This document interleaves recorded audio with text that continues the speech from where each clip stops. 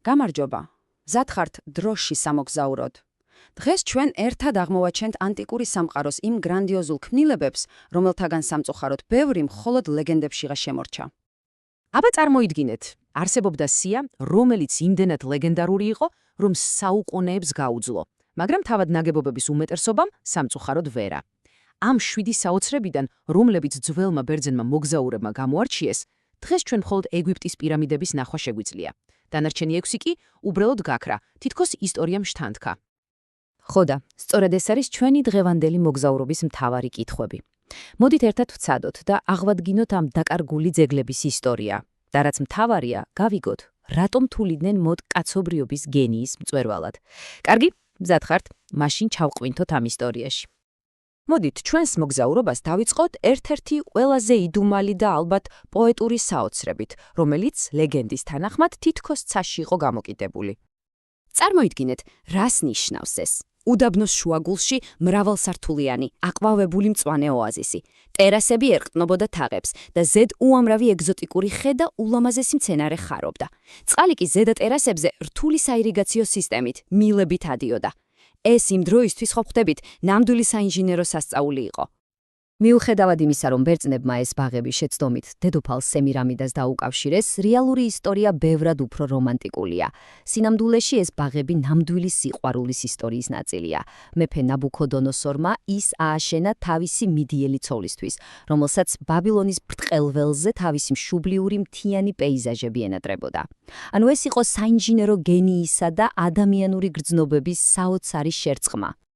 კარგი, სიყვარულიდან გადავინაცვლოთ ღმერთებსა და, რა თქმა უნდა, ადამიანურ ამბიციებზე. ვნახოთ, როგორ აგებდნენ ადამიანები საოცრებებს არა მხოლოდ სიყვარულისთვის, არამედ ღმერთებისა და საკუთარი თავის პატივსაცემად. წარმოიდგინეთ, ეფესოს მცხოვრებლებს უნდოდათ თავიანთი მფარველი ქალღმერთისთვის, არტემიდასთვის, რაღაც უპრეცედენტო აეგოთ. მაგრამ მათ წინაშე უდიდესი გამოწვევა იდგა. რეგიონში ხშირი იყო მიწისძვრები, რომლებიც ნებისმიერ შენობას მიწასთან ასწორებდა. და აი აქ გამოჩნდა არქიტექტორ ჰერსიფრონეს გენიალურობა. მან იფიქრა, რომ რბილი ჭაობიანი ნიადაგი მიწისძვრის ბიძგებს ბალიშივით შეარბილდება. და ის მართალიც აღმოჩნდა. ფაქტობრივად მან შექმნა ერთგვარი ბუნებრივი ამორტიზატორი. სწორედ ამ საინჟინრო ხრიკის წყალობით 105 მეტრის სიგრძის და 127 სვეტიანი გიგანტური ტაძარი საუკუნეების განმავლობაში მყარად იდგა. მაგრამ როგორც ხშირად ხდება, ტაძრის ყველაზე დიდი მტერი ბუნება კი არა, ადამიანი აღმოჩნდა. კაცმა, სახელად ჰეროსტრატემ, ის უბრალოდ დაწვა. და იცით რატომ? მხოლოდ იმიტომ, რომ მისი სახელი ისტორიაში შესულიყო. ეფესოელებმა, რა თქმა უნდა, სიკვდილით დასაჯეს და მისი სახელის ქსენებაც კი აკრძალეს. მაგრამ რა ირონიულია, არა?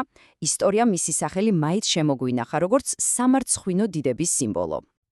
აი აქ, მთავარი საოცრება თავად ტაძარი კი არ იყო, არამედ ის, რაც მის სიღრმეში იმალებოდა.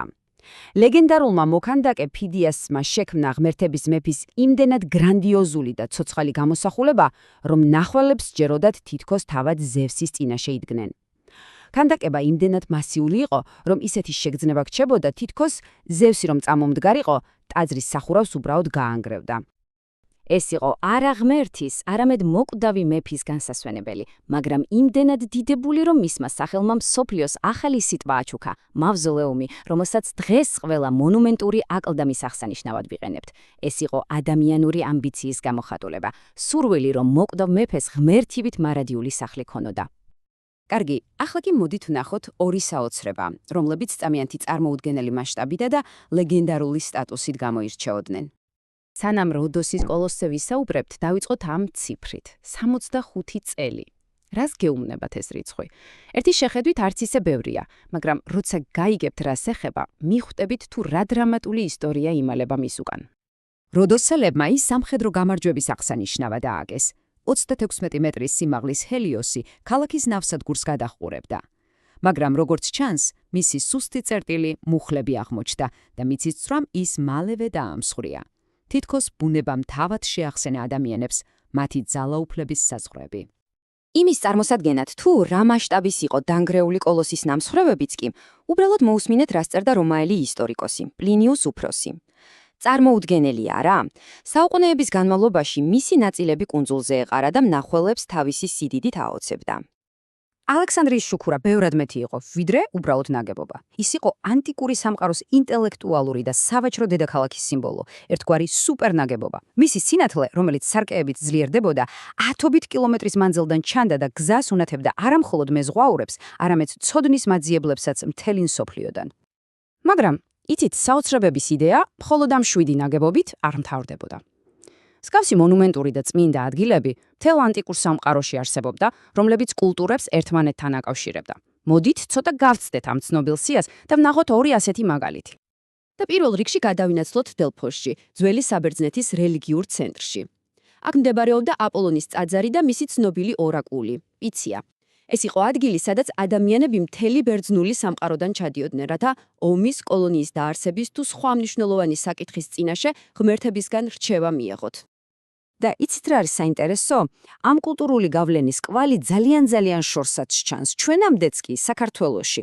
მაგალითად, ძველ საქართველოში, ვანის ნაქალაქარზე აღმოჩენილია უნიკალური რიტუალური ჭურჭელი, რომელიც სწორედ ბერძნულ სამყაროსთან ღრმა კავშირზე მიუთითებს.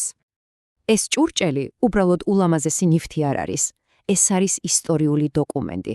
მასზე გამოსახულია დიონისეს, ღვინისა და მხიარულების ღმერთის გარემოცვა. ეს ნიშნავს, რომ ბერძნული მითოლოგიური სახეები ცნობილი და პატივსაცემი იყო შორეულ კოლხეთშიც. და ეს ხომ შემთხვევითი არა, კოლხეთში, სადაც მეღვინეობას უძველესი ფესვები აქვს. მაშასე, ამ ყველაფრის შემდეგ, მოდით ისევ ჩვენს თავდაპირველ კითხვას დავუბრუნდეთ. ანუ, საბოლოო ჯამში რა გამოდის? საოცრება მხოლოდ ზომა და მასშტაბი არ არის, ხომ? ეს არის ადამიანური ოსტატობის, ღრმა მიზნის, რწმენის და იმ ძლიერი ისტორიების ერთობლიობა, რომლებიც ქვასა და ბრინჯაოზე ბევრად დიდხანს ცოცხლობენ. და ბოლოს, მინდა დაგატოვოთ ერთი კითხვით, რომელიც ყველას გვეხება. ჩვენ რას ვტოვებთ? რა იქნება ჩვენი ეპოქის საოცრებები? რა იქნება ის ქმნილებები, რომლებიც კაცობრიობის ამბიციას, გამჭრიახობასა და სულისკვეთებას საუკუნეების შემდეგაც მოყვებიან?